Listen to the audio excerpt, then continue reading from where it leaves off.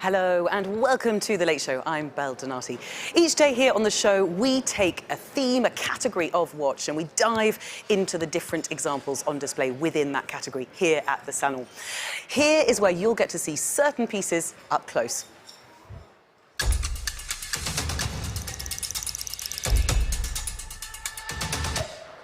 Today, we're talking all about sports watches, and earlier I took a jog around the Salon to have a look at what's out there.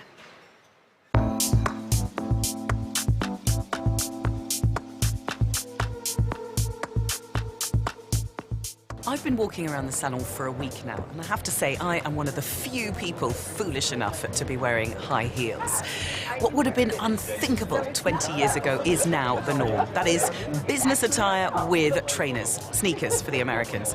And that's part of what we're going to be discussing today, the fusion between fashion and sports. Let's start here at Alpina.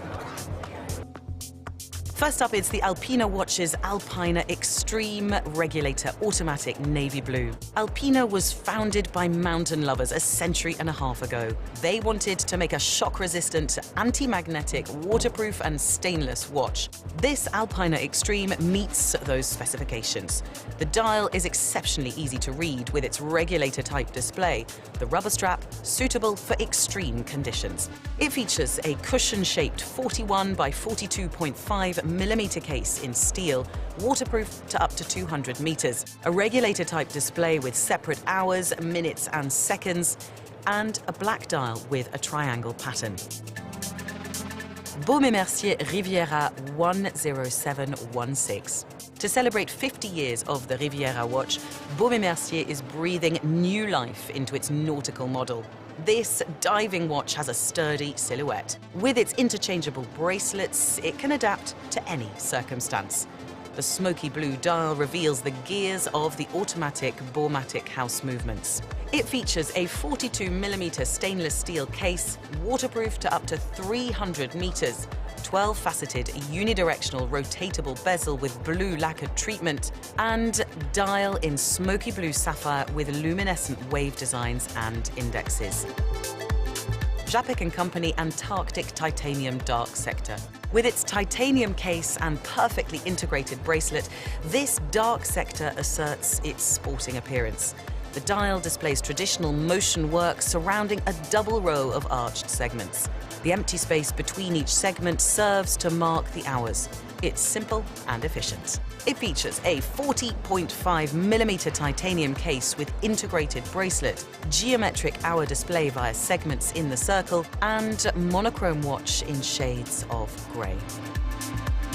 Next up, it's Pilot's Watch Chronograph 41 Top Gun Oceana. The Pilot's Watch Chronograph 41 Top Gun Oceana has a blue ceramic dial developed with Pantone.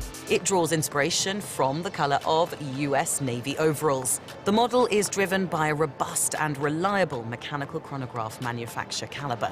It features a 41.9mm blue ceramic case, waterproof to up to 100 meters, chronograph with hours, minutes and seconds, and a day and date display.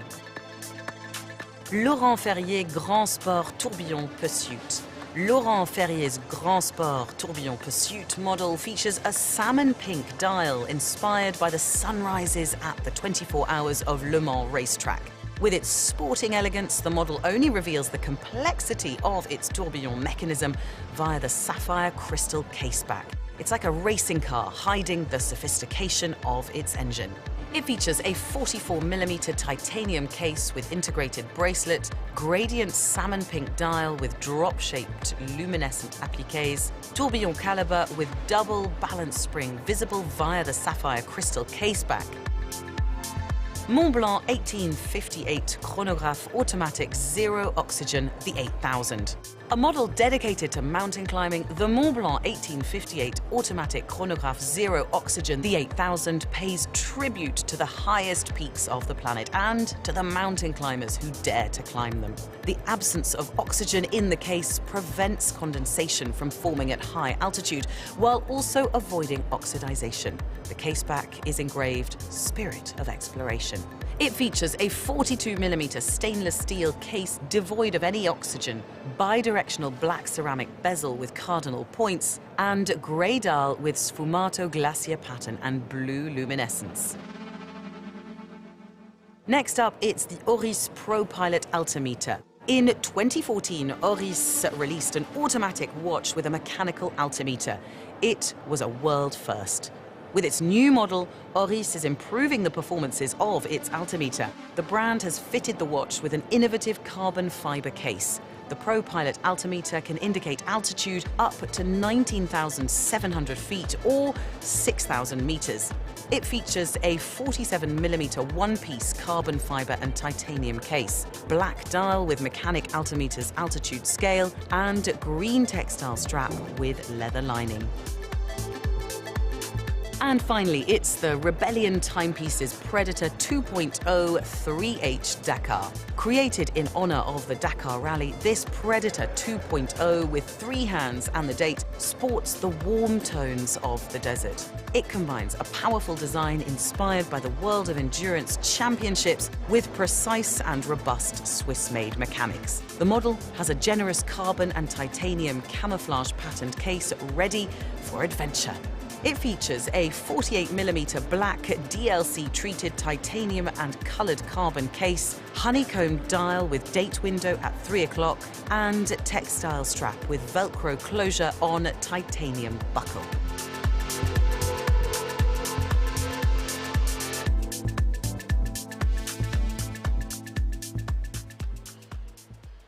Well, that was the flavour of what's in the salon. You know the drill by now. It's time to go into the detail with our guests. Today's guests are Lex Stolk, senior editor at the online platform Fratello Watches. He used to edit, to write, certainly for a Football Monthly, so I think you perfectly inhabit, a long time ago, the worlds of sports and watches. Yeah, no, we chose you for a reason.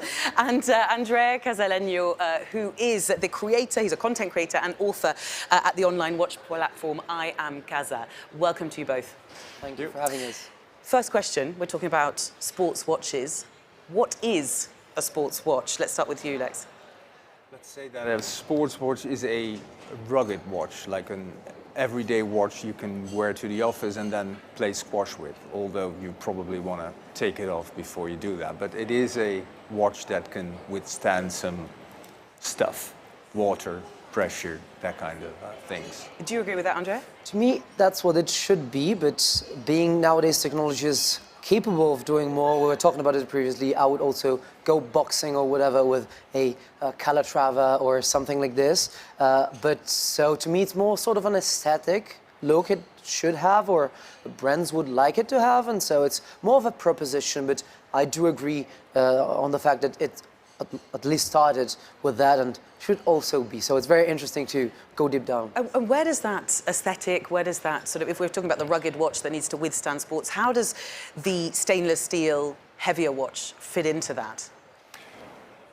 That's a good question. The most interesting, I think, about the sports watch is actually that it comes from the trench watches, that after the First World War, people had watches. There was a plethora of watches being made, and then people had free time, and then they started wearing and doing sports because it could withstand a war. It also could withstand a bit of football. And then, of course, now we have the luxurious sports watches that have that sporty look, but have a horlogerie finishing and are just in the upper echelons price-wise, I would say. And then you talk more about a sporty status watch. But they still have the right colors, the right shapes of a sporty watch. So that's it, the right shapes, the right colors. What are the right shapes? What are the right colors for a sports watch? When it comes to shape, I think that first of all, we would need to figure out what's comfortable to wear, because of course sports time is a time with challenges, and it's a time where we should feel comfortable wearing something on the wrist, starting from the fact that most of us don't even wear a watch when we're going to have a sports session whatsoever. I'm so glad you said that. Thank you. Or maybe we wear this watches that were created, such as the Tag Heuers or kind of that. But now it seems that after like the 70s, where we had the most iconic watches, I know it's a word that is maybe too used, but now we're sort of are building an aesthetic around maybe more cushion, maybe more geometric cases. We can think about the Laurent Ferrier, but also about very known models such as pieces from Patek Philippe, such as the Nautilus, and of course, we're very often talking steel and now titanium as well.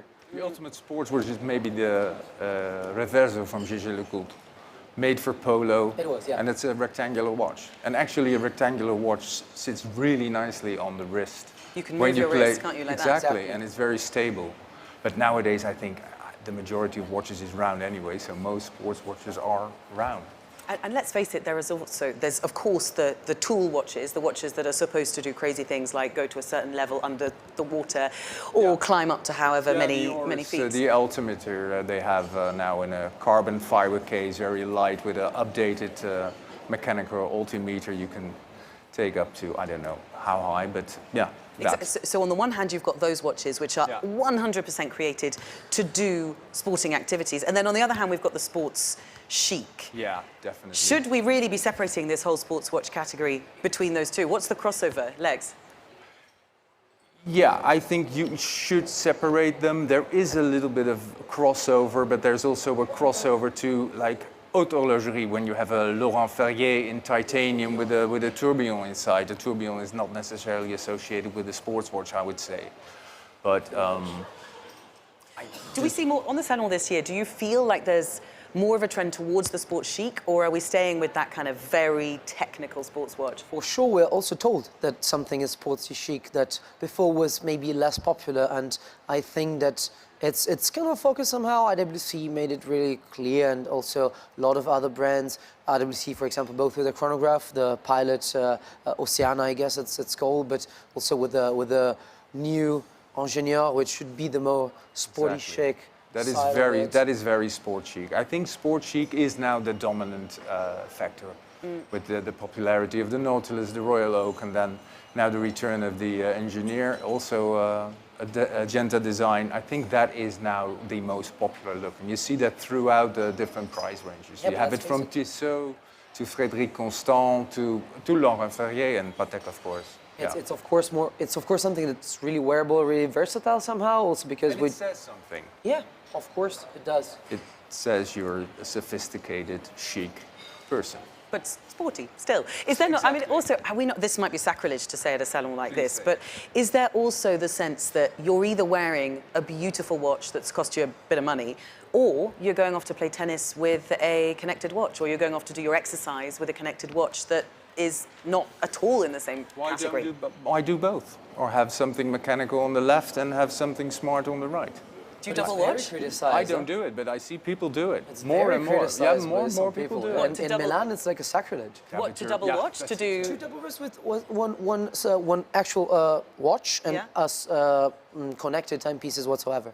Why? Because what's the comment that it's making? Because it's too much. Come on, it's too much. We already have the time on one, and you don't really need a watch when you go sport. Like, it's not necessary now. I think it's more like a everyday kind of concept more than a sports one. It's just maybe also related to the fact we don't dress up as much as we did in the past. That's why. Don't dress up? I never dress up. Come on. This is this guy just relaxed, you know. This is your sports leisure wear. This is sporty chic. Come on. In the end. But actually, it's a really serious point though, because we have sports chic in a world where Lululemon or the other brands are available. But you know, you have your sportswear is your everyday wear. People go and do the school run. They even get to work in that. Do we feel as though actually that sports look has become easy, comfortable? It's the dominant factor, I think. It's in fashion and also in watches. It's more and more informal and less formal. But I really hope that the more formal watch is coming back because, you know, elegance in the end wins over bulkiness and sportiness, I think. So that's interesting because what are you doing? What is the comment you're making if you're not a mountaineer and you're wearing one of the big sports watches that is clearly intended to do rugged sports activity? What's the comment you're making? I mean, it's for sure something that it's also to prove ourselves as to prove myself as a brand, to propose something that could fulfill the needs of someone who does a lot of sport or something specific like Montblanc did with the zero oxygen. But let's face it, I mean, we also call the other watches dress watches now, which is also like a turn off somehow, because you know Because you have you dress every morning anyway. yeah, but I don't know. But I do like that or is that also it doesn't necessarily say I'm a mountaineer or I'm a pilot, I need it as an instrument. It also says I have an eye for quirky mechanical engineering. So it also says that. It also says I have a deeper interest into mechanical watches than maybe someone else. And that's a nice point to get into a little bit more of the detail of the ones we've got on display in that sports category this year. In terms of the trends you're seeing, let's talk first of all materials, Lex. What are you finding in terms of sports watches? More titanium than ever. Rolex introduced a titanium Yardmaster. So there's second titanium model, so that's impressive indeed. There's the Engineer, there is the Chapek. Also Laurent Ferrier, we mentioned before. Ferrier, so there's I think titanium is somehow making another comeback, but it's entering the world of luxury more. Okay, because it's light, because it's durable. Of course it's lighter, Yeah, and you can now they can finish it to horlogerie standards, so it can be. It's not just dull grey. Yeah. Some people say it's always dull grey, but it's not. They can really do something with the material. So careful with the grade of the titanium, so how hard it is in some kinds of grade, like grade 5 Grade and so 2, on. grade 5, yeah. It's also more scratch resistant. That's also the point with the steel back in the days. I mean, you can scratch gold way easily. So I guess that's also maybe a reason. And of course, it's lighter, which for sports Is important. Yes. What about things like the face, the bezel, that kind of thing? Are you noticing any trends there within sports? Well, trends, it's a huge word because, I mean, I don't see so many new things having a rotating bezel, so not really as much, I'm talking for myself, and that, I just see that there's somehow a lot of coherence on one side and a lot of incoherence on the other side. We were talking previously about, for example, a brand that made a rotating bezel, as you said to me. Like a rotating bezel without the functional loom pip. You also see a lot of colors. And Which colours? there's a lot of green still. Just pink, And there's a lot of pink. There's a There's lot pink of pink. this year. There's pink this year. One of my questions actually I would love to ask you is, are sports watches for me? Are they for women? Of course, they're for everybody. I mean, you're telling me this enormous... If you want to wear that and you wear that with confidence, it's your watch and it will look great on you. It will drag you down, but... A little not in exercise titanium. never hurt anyone. Yeah, you Fair can point. have it in titanium. Fair Yeah, sure. point, okay. There's no such a thing nowadays of women's watches or men's watches. You know, No. you see people wearing Piaget diamond set with gem setting and stone dials watches on men, and I'm one of them, so I'm not really a sports guy. Yeah. But still, we pull them off. And I'm interested you say that pull them because off we spoke about ladies' watches earlier in the week, and there was a sense that there is still a ladies' and a men's watch, but that's nice to hear. There kind of is. There kind of is, but There is, but yeah, at the same time, there's a lot of overflow, and I think that's how it should be, actually. Let's talk about things like chronograph. Chronograph is often associated with a sports watch for obvious reasons. You might want to be timing things. Are we seeing lots of chronograph? Is that now become the staple of the sports watch, Lex? I think it always has been and it always will be. I think it's the most popular complication amongst men, and I think for good reason, because men like pushing little buttons and seeing things move. And, Not to generalize at all. No, not at all. But I speak from experience. So yeah, and then Chopard has an Emilia collection, all chronographs. There's a lot of chronographs actually. Okay, so a lot of chronograph. Other than that, we've touched on tourbillon, but what about other complications within the sports category? Are you seeing lots? I mean, I know there are not as many this year in general. yeah, true. I mean, complications don't always go very well along with sports because true. But is it sporty? Is it more for traveling? I think most GMT watches are put in a sporty case. That's it. Sporty case, not sporty performances. So then what And was then- sports chic again? Yeah. I wouldn't call a GMT Master 2 a sport. Is that sport chic? I don't know. I think it kind of look at me. It's just Rolex. it borders on. Rolex yeah, plays exactly. okay. Rolex is Yeah, in, Rolex plays is the in a different championship. category anyway. Yeah, I mean, yeah. I feel like you've perfectly embodied, as we finish the conversation, this problem we always have, which is these categories bleeding into each other and how you define any particular category within Is the it worth it watches. to label Yeah. I don't know. Let's not label anymore. Perhaps one of the questions we'll ask tomorrow, is it worth it to label? I love it, that's fantastic. Andrea and Lex, thank you so much for joining me. And thank you very much for watching us here at watchesandwonders.com. I'm Belle Donati. That was The Late Show. Tomorrow we have another one coming up, 4:30 p.m. We will be talking tomorrow all about design, and we'll have both the editor-at-large and the founder of the watch publication Revolution. See you then. Bye.